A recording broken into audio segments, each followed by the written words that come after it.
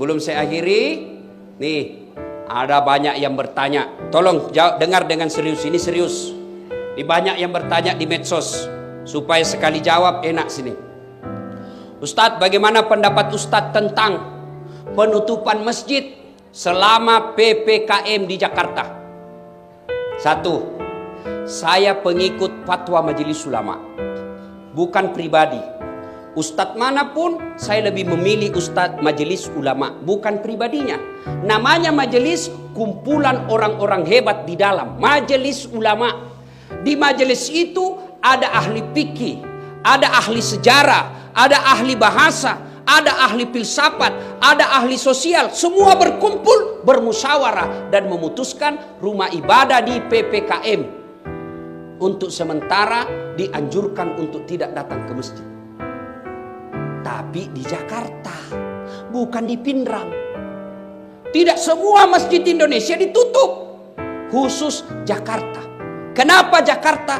Terlalu banyak korban COVID. Maka Majelis Ulama menganjurkan untuk sementara beribadah di rumah. Tuh. Yang kedua, berkait ini.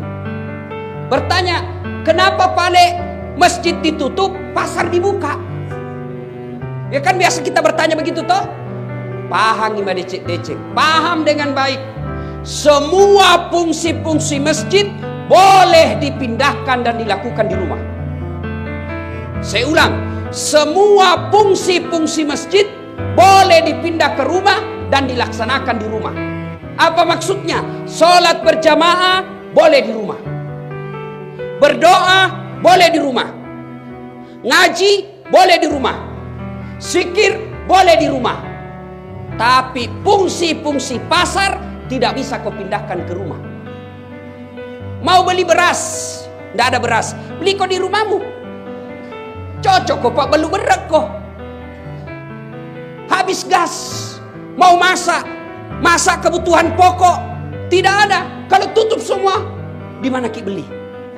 Dan tidak semua juga pasar dibuka, hanya pasar-pasar tertentu.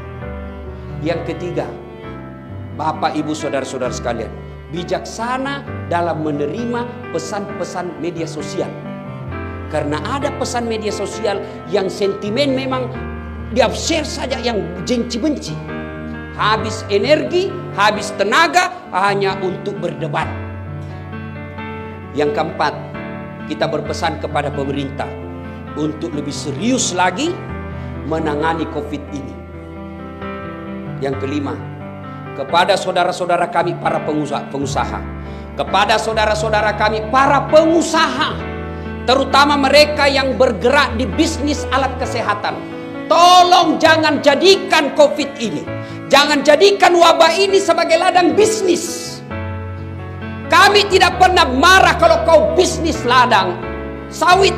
Kami ikhlas kamu berbisnis tambang. Tapi tolong jangan jadikan COVID ini sebagai ladang bisnis di antara kalian. Kasihan masyarakat kita.